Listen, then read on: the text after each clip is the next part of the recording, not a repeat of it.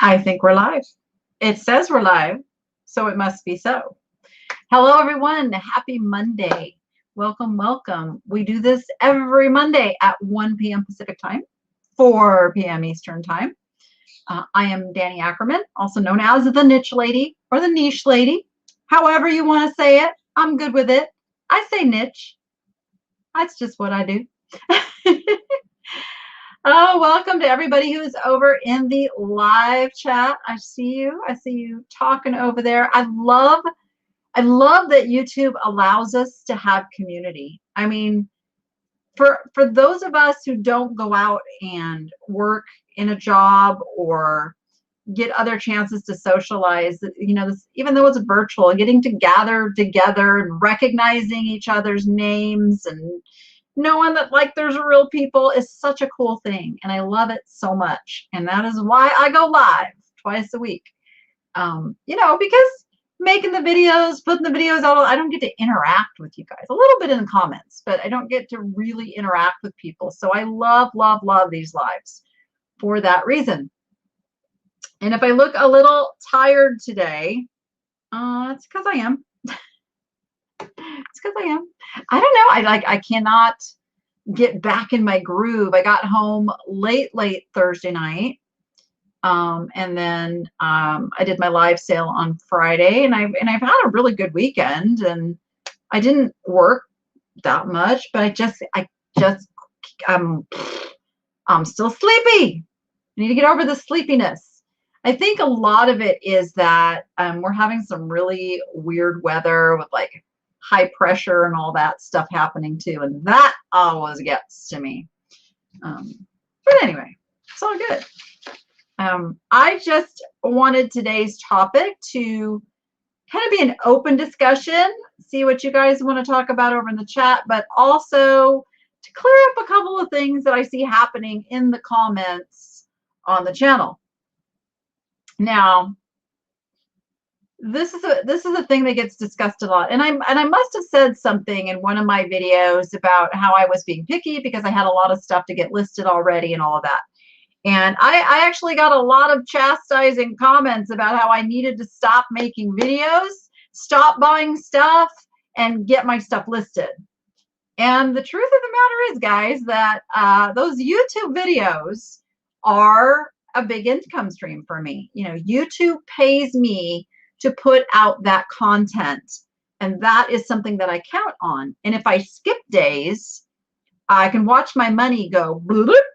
So it's really this pressure to keep up with the content, not just content, but content that, you know, thousands of people want to watch.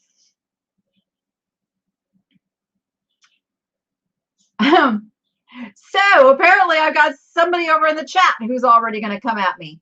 Let's go there. Let's go there, Ellie. I will say things like hold me accountable, that kind of thing, if I didn't, you know, and it is an interaction. It is, I mean, I've been doing this for, I mean, I've been on eBay for 23 years, but I have been doing buying and selling for my entire adult life.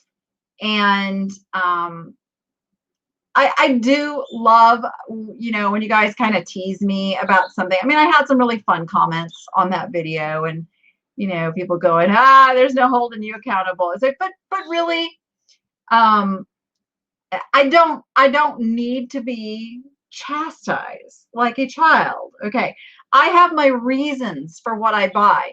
I do stick to my $20 rule when it comes to things that I'm going to list on eBay. But remember, again, eBay is only one of my streams of income. I have my live sales. It's a completely different group of people that are buying on my eBay. I have my booth over at the antique mall. That's a different clientele as well. So I'm shopping for all of those. And sometimes, as I said in the video, a quick flip is just as good for me as a $20 item that's going to take a little longer to sell. That's like one of the strategies. It's really, really hard to give you my entire business strategy plan, you know, in a 20-minute video. or even in several 20-minute videos. But rest assured, I'm not a hoarder. Everything that I have is getting processed. Now, what put me behind was I had people working for me. I moved. I lost all those people, and I kind of got out of my listing groove. And it took me a long time to find people that I trusted again, because I have gone through a lot of people. So I know currently that me writing up listings, taking pictures, all that stuff is not the best use of my time. And if I try to do the listing on top of everything else that I have to get done to make my income, that I'm going to get burnt out. So I don't try. So I have got somebody hired, and you will be seeing eBay listings coming soon again. But really, just sometimes the way the comments are written, I scratch my head sometimes. Yeah. Thank you guys. There's so many of you who are so supportive and so uplifting and so understanding. And then I just really appreciate you guys so much.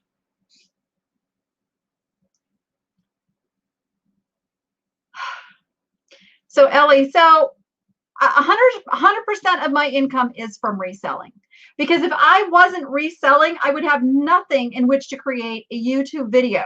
And I teach people to have multiple streams of income. If all your eggs are in one basket and that basket breaks or something happens, you're in trouble. So I do teach. I mean, I mentor many of, in fact, a lot of my moderators over there have channels of their own. A lot of the people I talk to, I mentor and I help them with their YouTube channels. Because if you can get a YouTube channel going, I'll tell you what, it's fantastic. It's another stream of income. Not everybody wants to be on video or create videos, and that's okay. But YouTube is part of my reselling. Like, I sell a lot of stuff straight off of those videos. I get emails. I ship out, probably at least 20 to 30 items a week are just straight from the videos. Then I have my live sales, which is another like 50 to 60 items a week. And then there's eBay. And, eBay is the one that takes the most work. So that's the one that kind of gets pushed down. But make no mistake, like, I have supported myself on eBay. And I hear this all the time. Oh, YouTubers get sales because they're on YouTube. And here's my answer is that I created the YouTube channel because I was a successful eBay seller and I could help others. I didn't go on YouTube to start selling or to push traffic to my eBay. I mean, there have been some nice things that have happened because of having the YouTube channel, but make no mistake, eBay has been very, very good to me over the last 23 years, and I want to bring that to others. I want to share what I know. So I don't know why, and I'll just say, Ellie, you seem to be the one having a problem, is that I don't even know why you're upset about it. And honestly, yeah, I mean, I think I'm a little grouchy today. I'm going to apologize for that. If it comes across that way, I don't want it to come across that way. But my kids just walked in the gate. My kiddos are home. I got smart. I stuck the dogs in Noah's room so they couldn't hear the gate open. He's going to walk in his room and go, hopefully Ozzy didn't do anything bad. But anyway, I mean, my entire thing is to, they heard him. My entire thing is to help others be successful. It's what I want to do. If you want to do YouTube, I'm here to help you do YouTube. If you want to sell on eBay, I have over experience selling on eBay. And just because my sales right now on eBay are not like some mega income, Peanut is very excited. Peanut is very excited. Okay, can you put them in one of your rooms? Thank you. But make no mistake, I coach people. I have people out there who are making money because of the things I teach that have been proven to work time after time after time. I am connected with eBay executives. I get things from the top. I don't go and find things, you know, out on the internet and some group or some other YouTuber. I go straight to the source. I verify things. I check on things. I've worked with the tech people of eBay in writing software that integrated with eBay. I mean, I've got all of that experience, and I like to bring that to everybody else so I can make you more successful. I have a boy standing next to me. Hello, my son. Hello. Welcome home. We are home. All right, take these noisy little creatures that are happy to see you. And such an awesome kid. All right. So let me just catch up on the chat over there. Yeah, you know what? It is hard work to make a full-time income reselling. I have never said it wasn't hard work. And I think there is this idea that because you see people on YouTube are finding this stuff and it has this value and they're just like selling it, that it's easy, and it's not easy. And you have to develop your routine. You have to discipline yourself. Working for yourself takes a lot of discipline.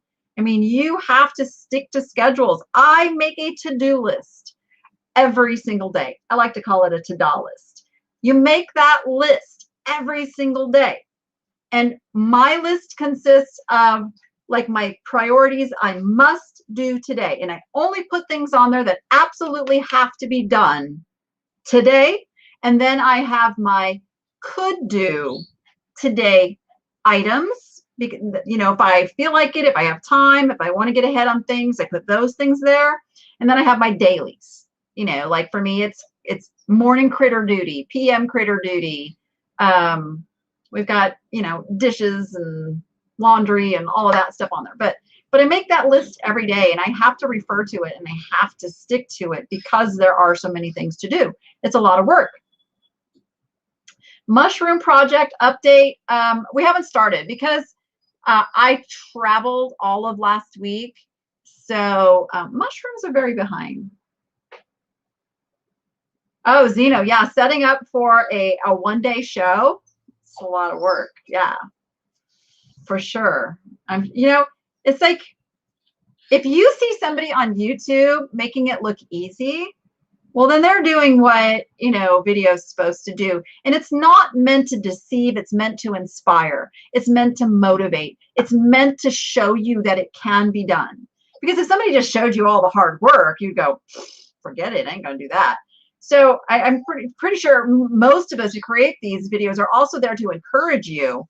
And we have different channels you can, you know, connect with us. And I mean, I have the Facebook group, and I'm all about the everyday struggles and like, let's solve problems and let's get through this and let's identify this. So, and I'm right in there. Like, that's how I start my day. Literally, I lay in bed and first thing I do is go to my group and I see what's going on in the group, because I don't ever want to be that, you know, like, okay, well, I'm doing fine now. You know, YouTube's paying me good money. I can forget about all you guys. That will never be me. It'll never be me.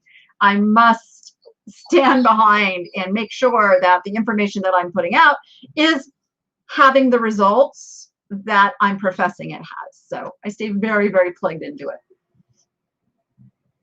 There are nice ways to phrase things in a chat. Yeah. Remember, we can't hear your tone of voice, so just keep that in mind. Yeah, yeah. And I mean, there's some flat. Here's the thing. Here's a very, like, this will solve a lot of it. And I don't think anybody who leaves these kind of comments is actually in my chat today. Get to that in a second. So if you start your comment with, "I'm not trying to be mean. I hope you don't take this the wrong way." Something along those lines, don't say it. Just don't say it. Because number one, it is mean. Number one, you do kind of mean it that way. I mean, there's just some things that are better left unsaid. Go ahead and think them, whatever. I mean, I can't even tell you how many comments I get about my yellow teeth.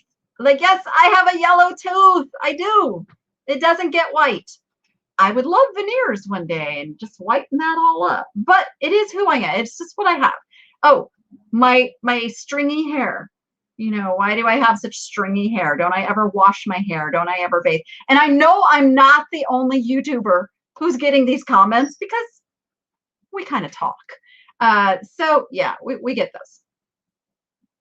So it feels like deception when a ton of your revenue is YouTube ads and you're selling the idea of your revenue being 100% reselling. It's not. I don't ever say that. I don't know where you're getting that, Ellie. I never have said that 100% of my revenue is reselling. I don't imply it. I don't say it. And I tell everyone multiple streams of income. Everybody here, everybody watching this, you know what you could do? You could write a book. A book is another stream of income. I think everybody has a book in them. And I get that from Jim Cockrum, who says that. And it's true. You can be behind the scenes, typing on a keyboard, tell a story. Everybody has a personal experience, has a personal view of the world, has a hobby or a craft. It can be nonfiction. It can be fiction. Everybody has that. And you can make a lot of money writing books. Another stream of income. I don't think you should just be on eBay. I think you should be on Etsy and Poshmark and Mercari and all the other places you can sell stuff, because it's all different clientele, all different streams of income. I have never, ever, ever, ever professed to just have one stream of income. Start a YouTube channel. Exactly. The opportunity is there for everyone. I'm not special.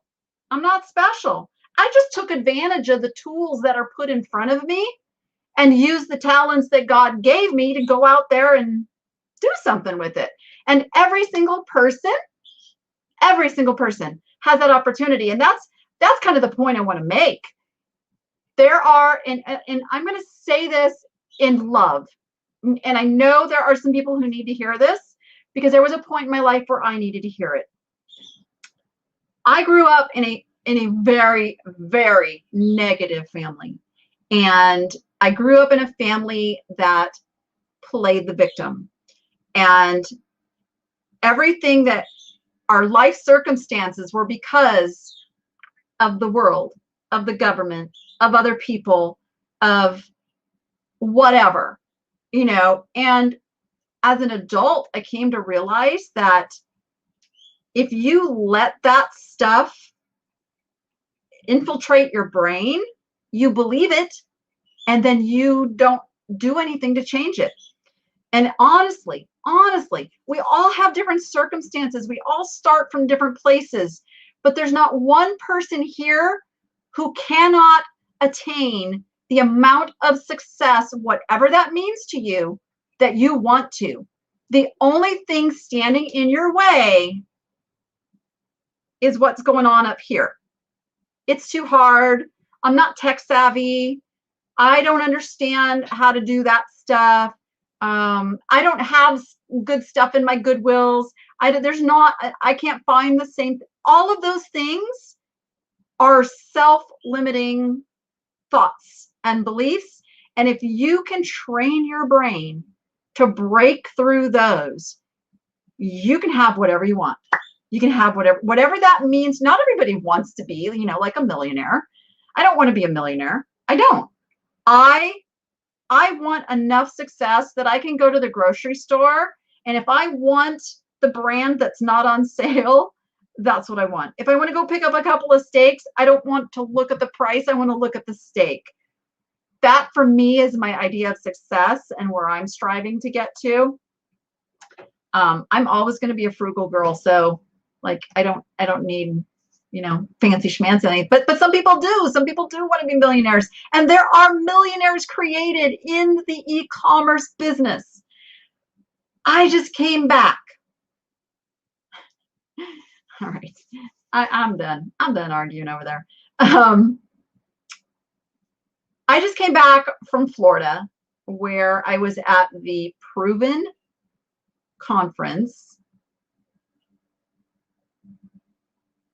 I'm trying to read what's going on over here, and I can't keep up with it. I'll have to go back and read it later. I will go back and read it later. So the Proven Conference is a conference that is put on by Jim Cockrum and his My Silent Team community, and it's mainly an Amazon conference. Like if any of you like want to delve into Amazon, that's the community you want to be in.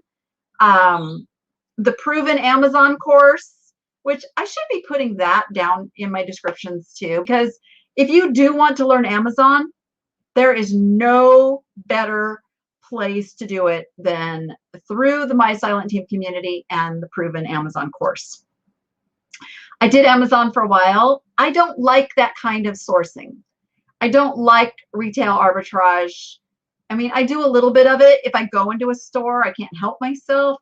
But Amazon just felt like I don't, how do I describe it for me? There was no thrill in the hunt. There was no real fun in it for me. And I wanted to spend the time doing what I love versus, you know, just pounding out boxes of stuff to send into Amazon. But there are people making boatloads of money on Amazon. Boatloads. But just not my thing. But I came back from this conference at 500 plus resellers, and it was amazing, just like the energy of resellers who want to go places, and that's what you need to surround yourself with. And hi, Melanie. I see Melanie. Melanie's my stepdaughter. Hi, Melanie. It's so good to see you. Notice she has my same last name.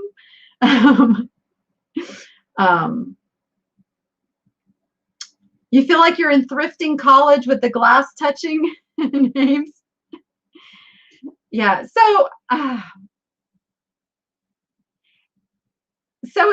I think Elle's still like pointing some stuff out.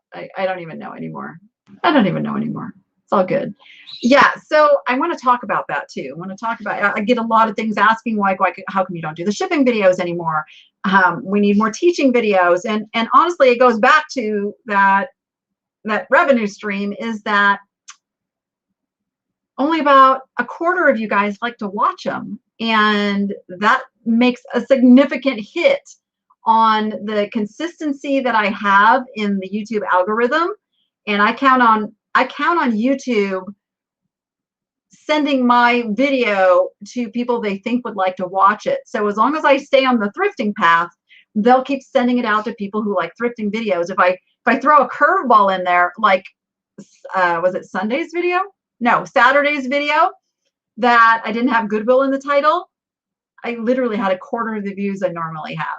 So I can't do a whole lot of those, but I am working on something to add those into the mix, because that's where my heart is. My heart is to help teach you and give you guys the things that you need for that. Yeah. Yeah, we'll get back to it. So I'm working on something right now, is that I'm starting up I just got it. I'm starting up an eBay store from scratch.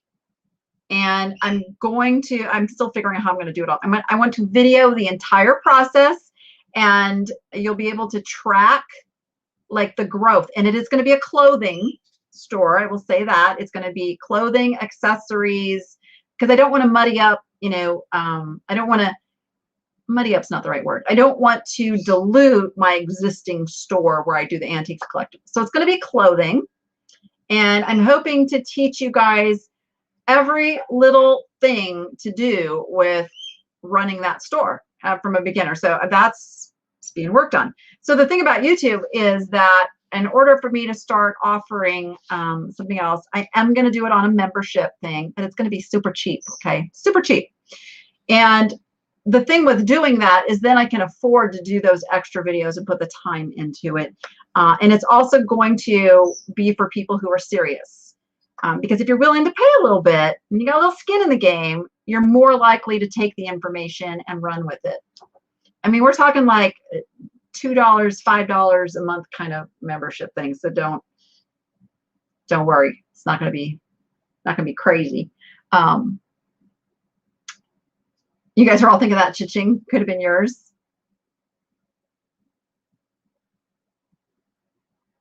Yeah, putting Goodwill in your titles even when you don't shop at Goodwill. Yeah, there's a lot to this algorithm thing.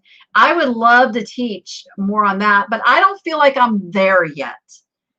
I feel like I've got it figured out. You know, I'm doing really well with it, but when I reach some certain goals, I don't think I want to wait for 100,000 subscribers because that's going to be another year. Maybe at 50,000. I think at 50,000 I'll feel safe, you know, doing something on that. But I want to teach those of you who are trying to build that, you know, what worked for me, what didn't work for me. Sometimes the what didn't work is even better than the what worked. And you can do that. All right. What else do we want to talk about? I want to talk about, and this ties in with YouTube and other things, is marketing your e-commerce business. And you know, we used to just say eBay. Now I say e-commerce. But marketing, oh, Hustle and Budget Mom, thank you so much. Thank you so much. Really, really appreciate that. Marketing your eBay. Like, I get this question over and over and over again. When is the right time to open an eBay store?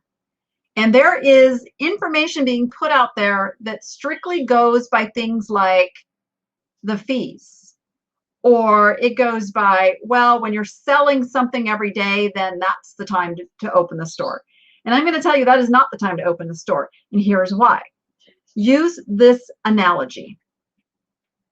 If you wanted to open a brick and mortar retail store, when would you rent the space? When you started, or when you were 6 months to a year into it? I'm just saying. So think of it, it is your retail store. It is a store. It's a virtual store. And once you have your store, you can create your departments. You know, go to this section and that section, and that's because we walk into a store and we're looking for, oh, I'm looking for the household goods, or I'm looking for the shoes, right? We go into stores and you may not even realize you're doing it, but you're doing it. You're looking for that section in the store that you're going to. And your eBay store allows you to create that same experience virtually. So I say open your store right away. Start with the starter, which is $5 a month. $5 a month. To be able to set up things the way they should be set up to be conducive to getting people into your store. Because here's the other thing. It's really hard to market your eBay if you don't have a store. Just giving people your eBay ID, if they go search that on Google, it almost never comes up. An eBay store, on the other hand, does come up because it has some different clout with Google. So it's about getting people to your store and not just relying on your listings and eBay to push traffic there. I mean, don't get me wrong. They will send traffic. It's good traffic, but you got a lot of competition. So this is where you want to develop your brand. You're a brand. You are. Like, this is a business. This is an awesome business.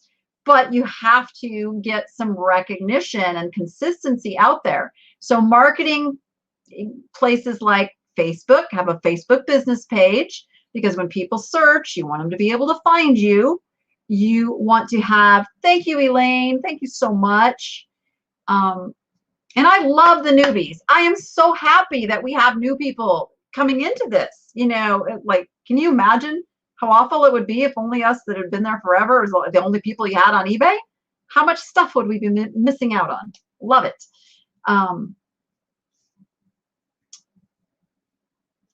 I will answer that question, Zeno. Where was I? Oh yeah, marketing. So with the store, you get to create, if you want a logo, you can go to canva.com, go have some fun, play around, make yourself a logo, make yourself a header, give yourself color, like do all that fun stuff. I mean, I think it's fun. Don't worry about perfection.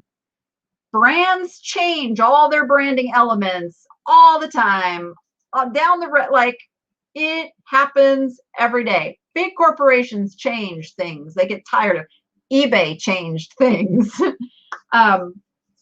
So play with it. Have some fun with this.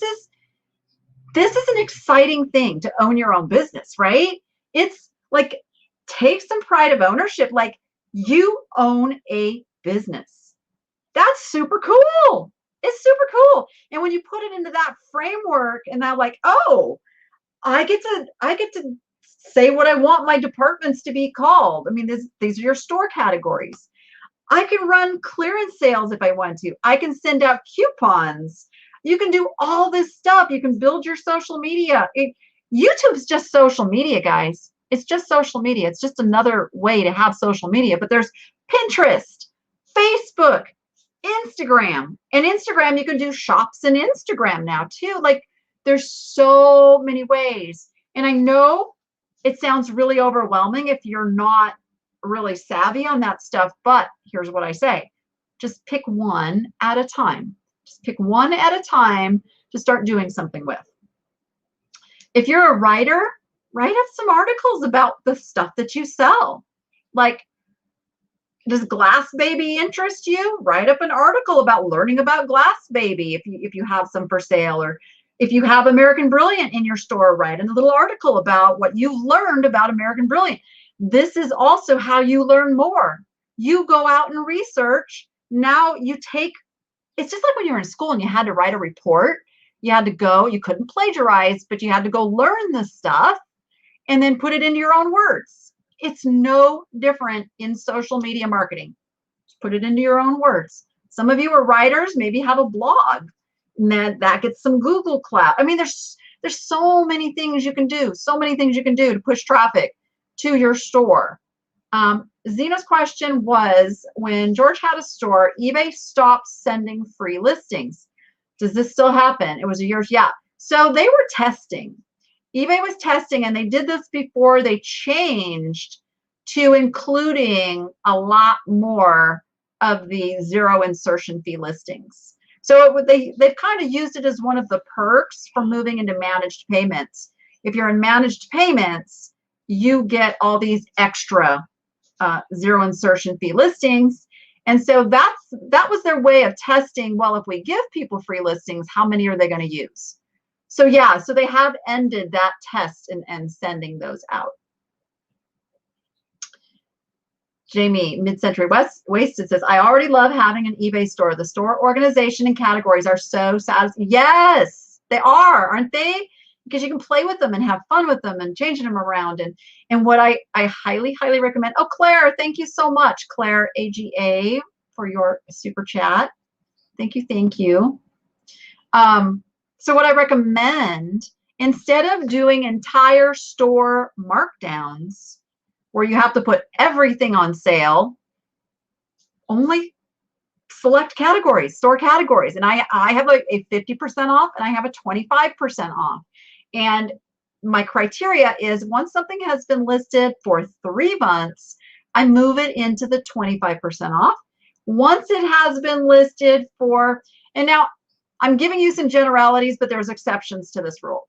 Once it has been listed for 6 months, I move it into the 50%. There are some things that are long tail that are probably never going into one of those clearance categories. So I just want to be clear on that. You know, I have some one-of-a-kind pieces that if they never sell, well, then they get to live with me forever, and I'm okay with that. But generally, that's how I work my merchandise. I always, you know, like, how long do you keep stuff? Well, I work it just like a retail store, and I move it into that clearance. At some point, there are going to be duds. The duds, I move along their way, usually at my yard sales, or I'll donate to, like, my dog junkies thrift store, where then they can sell it cheap to somebody else. And somebody else may actually have better success selling it than me. I have a bunch of, like, Monopoly games. They just don't move for me because it's not what eBay sees me listing on a regular basis. And that's how they decide. Susan asks, is there a way to transfer clothing items that are listed in your store with collectibles into a new store? Not well, yes and no, kind of. There's some workarounds. Like you could open up two windows and have now, and you can't open the same eBay store from the same browser. So open something in like Firefox and open one of them in Chrome. And then what you can do is, I think this will work, sell one like this. I don't even know if this would work because it's got to be in two different browsers. You could try that. I don't know if that would work now that I'm thinking about it because you're not in the same browser. So that might not work. But you could use List Perfectly for that. You could make sure everything's in your List Perfectly catalog. You could end them on the one thing and they'll still be in your List Perfectly catalog, and then you just post them into your new store from List Perfectly. So you could do it that way. You could do it that way. Jordan is sharp. She is a sharp cookie. Yes, she is. Sometimes she's a little too sharp in dealing with her mom too, I'm just saying. Do I have the same success at the antique mall as, oh heavens no. Yeah, the antique mall, I don't work the antique mall real seriously. Like the antique mall is my, oh my goodness, you guys are so awesome. I'm scrolling up in chat here. I'm like, I'm missing some things here. Glass Baby, it's Glass Baby, not Glass Baby. You mean Glass Babies. Did I say Glass Babies? Okay, I got you. The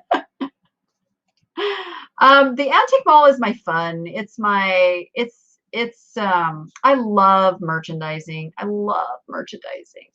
I need to open my own store because I love merchandising. And that's my main reason for having the booth space. That and for bigger items I don't want to ship. But it's my fun time. And so I don't get down there as often as I should. If I really wanted to work it and make me more money, I don't lose money there. It definitely is a hobby that pays for itself. And I know many people who have an antique mall booth and do perfectly fine making good money there. But eBay is a much better income stream as far as that goes.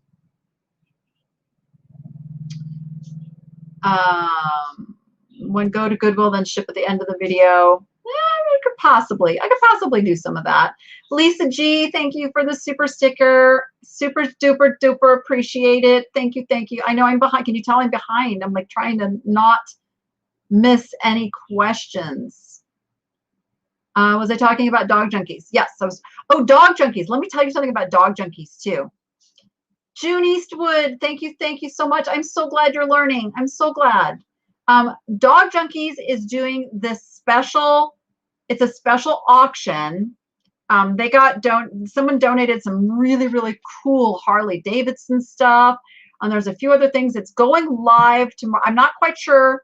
I think it's going to be on their Facebook page. So go find Dog Junkies Thrift Store. Find their Facebook page, and what I have done with them is I have volunteered to do the shipping portion so that their auction can go out to more people. They're raising funds for a dog that they got in that someone had burned. He had like, oh, this poor baby. He was so burned. I mean, they had to sedate him daily to do the debriding and all. Oh, the poor baby. And he has the most amazing disposition through all of it. He is a sweetheart, loves people. I mean, he's an awesome dog. So they're raising funds to help pay for that. Their heart and souls are in that nonprofit. And so I do everything I can to help them. We're going to be doing a live from there too coming up. We're making arrangements for that. Yeah. You liked my expertise in glass. So let me tell you a little story about the glass and why I got into glass. Why glass is so amazing. Because, and this ties in with one of the things I want to dispel the myth out there. that Goodwill pulls everything good off the shelves because they do their own online auctions. How many of you hear that? So they can only pull things if they know what it is. They can only pull things if they know how to look it up. And they can only price it high if they know what it is and how to look it up. And you know as well as I do, people working in the back of a thrift store pricing things generally don't know glass. I mean, sure, if it's got a name on it, they can look it up, but sometimes they don't even know how to check and see if it has a name. So that was my big intrigue into getting into glass. On top of I just loved it and I collected it myself. I started out with early American press glass and some of the opalescent glass, and then kind of expanded from there, you know, to doing like some Murano. But that's where I really dove into glass, and I was like, oh my gosh, there's some good money to be made. People will pay thousands of dollars for certain pieces of glass. So that's still always on my mind, is finding that, like and you know, what's some like big artists, you know, the Monet of glass, you know, and they're not going to catch at that. Or if they catch it, they may put a $50 price tag on it when it's really worth like $500. So that's why I love glass, and I have spent the last 20 years learning about glass and how to identify glass and what it feels like. And ooh, I love glass. But you know, there's equally lucrative areas like silverware. Do you know, like some silver plate silverware is worth hundreds of dollars? Doesn't interest me in the slightest. I don't really even look at it. I mean, there's a lot of people out there that know like the shoes that are worth, you know, hundreds if not thousands. Like, everybody can pick something and dive into it, whatever interests you. Toys, jewelry, books, pottery. I mean, there's so many things, so many. It doesn't have to be glass, but you know, if you pick something and really learn it well, that's how I got the name The Niche Lady. It's like, pick something and learn it really well, so you know something all the other resellers go into that Goodwill that you go to don't know, and you pick it up and make the money. Don't dive into glass. Ouch. Is Krosno good glass? Krosno, when I think of Krosno, I think of like the, I don't know what they call it, like the octopus, like stem. I don't want to ship those, to tell you the truth. That's what I think of when you say Krosno glass. I'm sure they make other stuff, but hi, Chapter 2 Vintage Co. So you guys, if you are not following Chapter 2 Vintage Co., you need to go over there and subscribe and watch their videos, because they are a fantastic family. And this is what they do. They do reselling full-time resellers, and they do it as a family, and they are so awesome. And I wish they lived closer, because I would go shopping with them every week. We had so much fun. It's so much fun. Yeah. And if you are in Florida, Alex, what was the name of your antique store where you have your booth? Because I showed everybody it, but I don't think I gave the name of the store. So if you can put that over in the chat over there. Right? Baccarat, Lalique. I have not found Lalique in the wild. I found it at antique malls, but not in a thrift store. That's still on my list of things to find. You're not a huge glass fan, but you're learning because your buyers like it. Well, that's just smart business then. I mean, if that's who your buyers are, then yep, absolutely. Absolutely. Box of Delights and Antiques in Zephyr Hills. Box of Delights, and I'm going to put that on here for a moment. You guys go check out that store. It was amazing. And the thing about it, for an antique store, like the prices were amazing. I will be doing a haul video of the stuff I got from there, because I didn't actually film my shopping in there. That's coming up. And it was really funny because Jordan insisted that I create a haul video because she wanted to shop the stuff. So it was all good. But there is a haul video coming up of all the stuff I found at prices that I can now put it either in my live sales or on eBay and make more money. The dealers there are fantastic. So thank you for letting us know that name. You just got a couple of jellyfish pieces. That's what it is. Jellyfish. Yeah, they're kind of difficult to ship. They are a special kind of shipping. I like to sell those down at the booth when I get them. They're beautiful. I love them, but shipping those is a little iffy. Art. Oh my gosh. Art is another area where there is a ton of money to be made. In fact, I just spent like the hour before I went live here going through art with my gals finished up with the shipping early.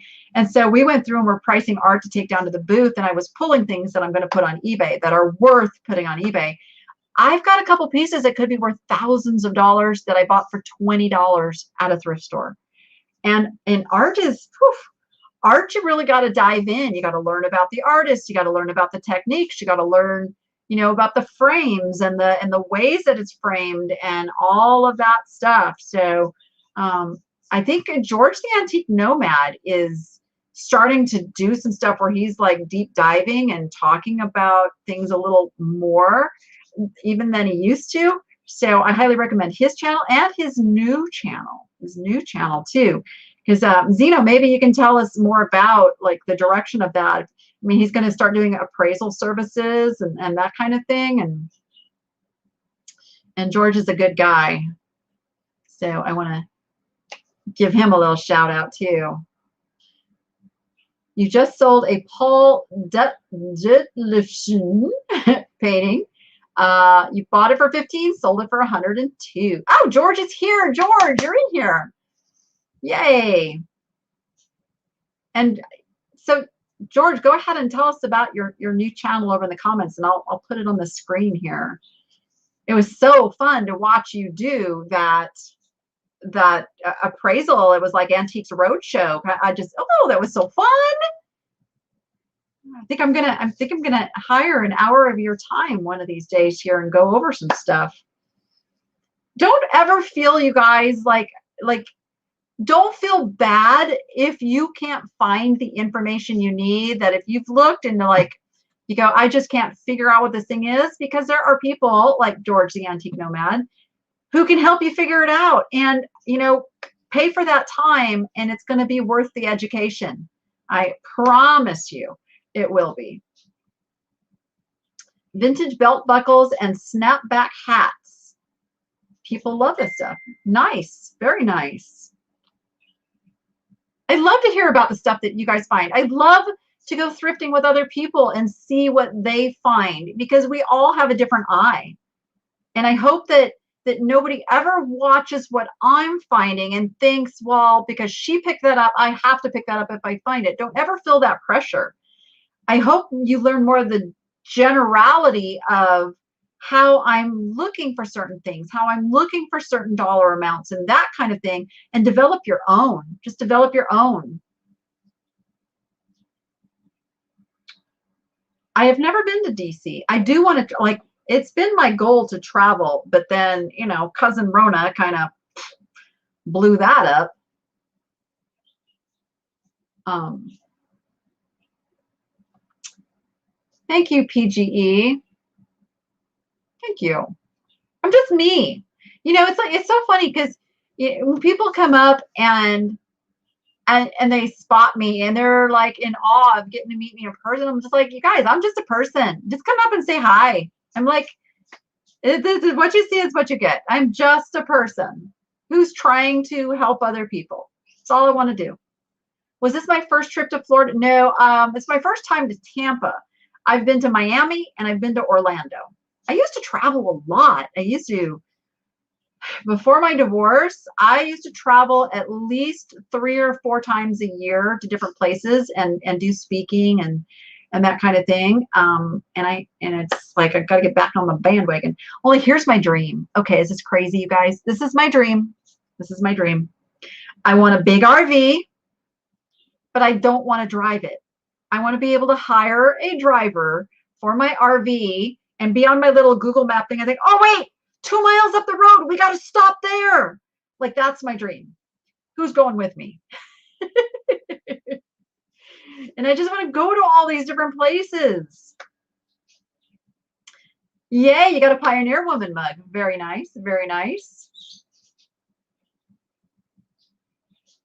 I could stop and just read the chat. Is that your dream too, Vintage and Vino? I'm like, how fun would that be? Because I don't like flying. I don't like it. To me, flying feels like such wasted time. Just such wasted time. Like there's nothing to see. You can, try to work on your computer, but not really because the internet's always really crappy. You can watch some TV, but you can't really even select the channel that you want to select. I mean, to me, flying is just wasted time, and I hate wasted time. And I try to read, and then I fall asleep. Okay, we're going to get a big RV, and we're going to like plan a road trip.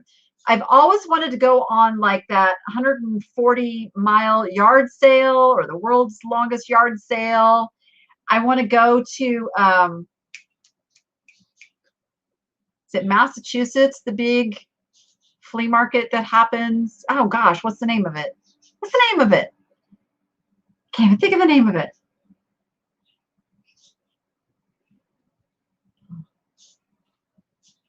You'll drive? Hey, maybe we can, have like different drivers along the way. Let's do it. Blake will drive. Nice. Mid-century wasted Jamie. Let's do it.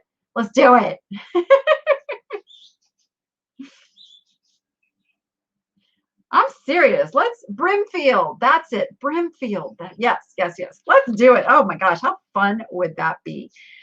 My first goal though is to get my thrift store open. Because as many of you know, I have started my nonprofit.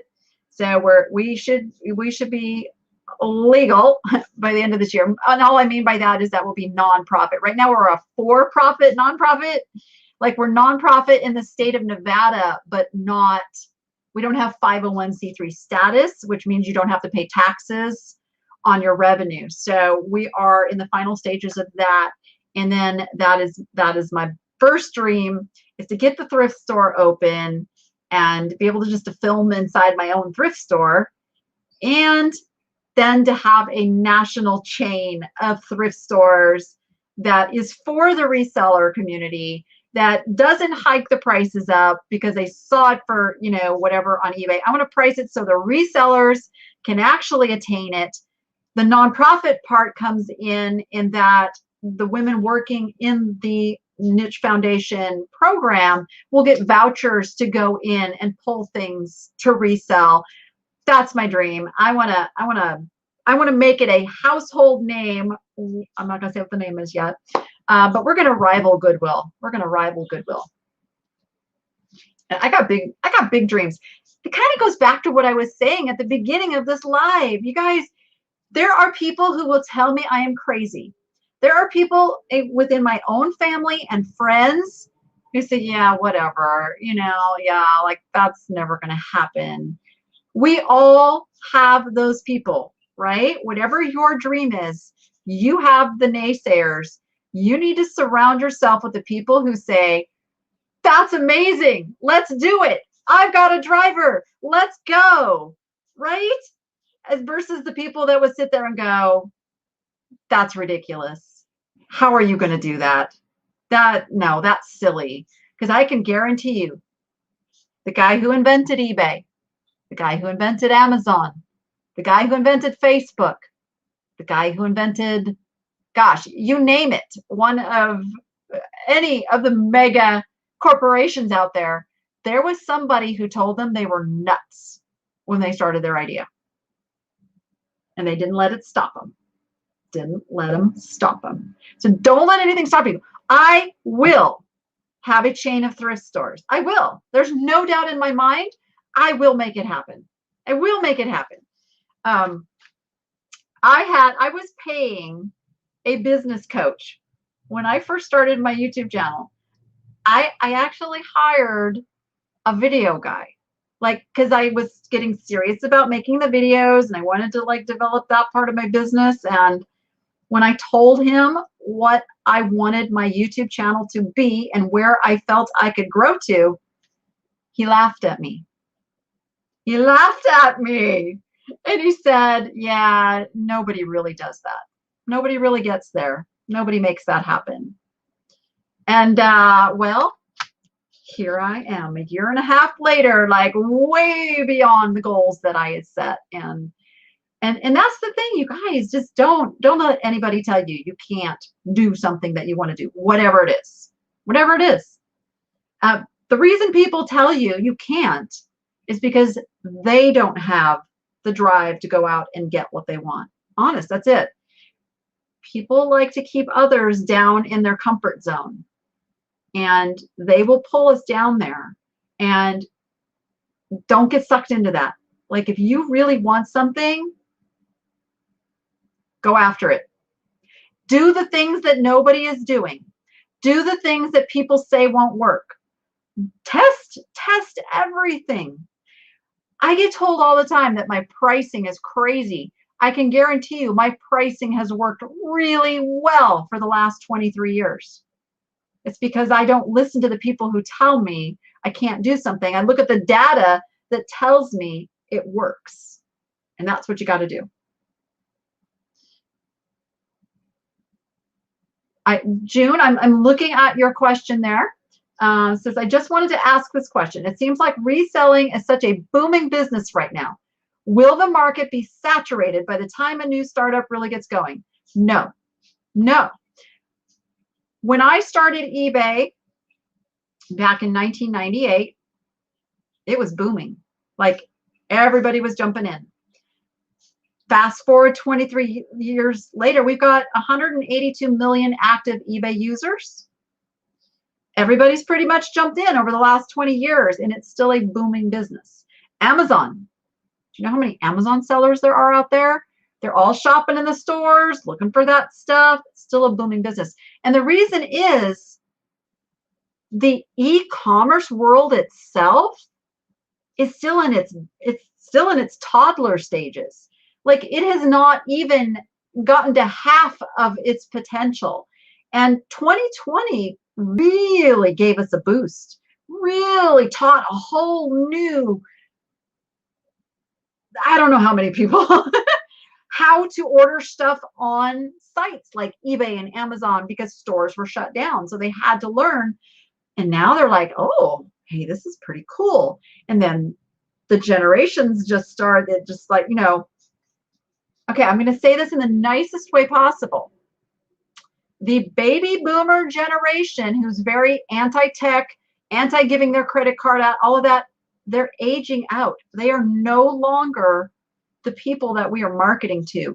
We got the millennials, and the millennials got their wallets open and their credit cards out and their Google Pay and their Apple Pay, and oh man, they love to shop online. So no, it is not going to get saturated. And like any competitive market, you need to find that unique thing that can make you stand out. This is why I teach niche. If you are an online yard sale and you're selling anything you can make a buck on, you're going to dilute your pricing.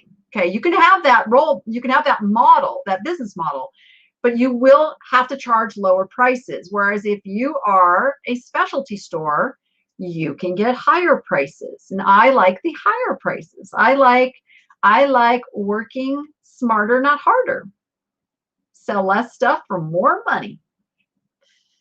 And they want everything delivered. Yes. There are exceptions to every rule. I wasn't including like every baby boomer out there. I know some of y'all are techie, but it used to be all of the advertising and marketing was geared toward the baby boomer generation because they were the shoppers. They were the majority out there. And that is no longer the case. Now the millennials have sunk their teeth into it.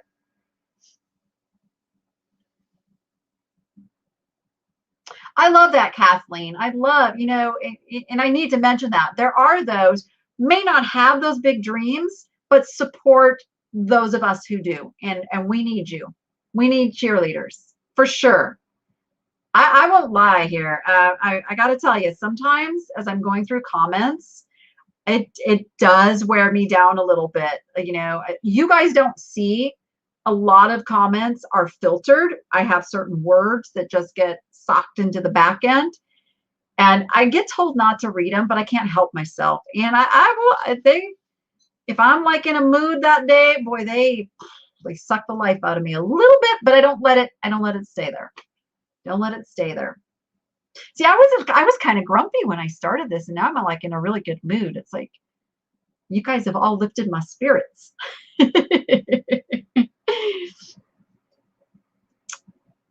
All right, guys, any last minute questions? I think I covered most of what I wanted to cover. And then we had an example right here in the chat today, like to help it along. So you guys just be kind out there. Whatever your religion is, whatever your belief system is, whether you have one, a religion or not, I got to tell you, I think they all are centered on the basis of love one another. Like, I'm a Christian. I make no bones about that. And the one commandment that stands today, we don't have the 10 anymore.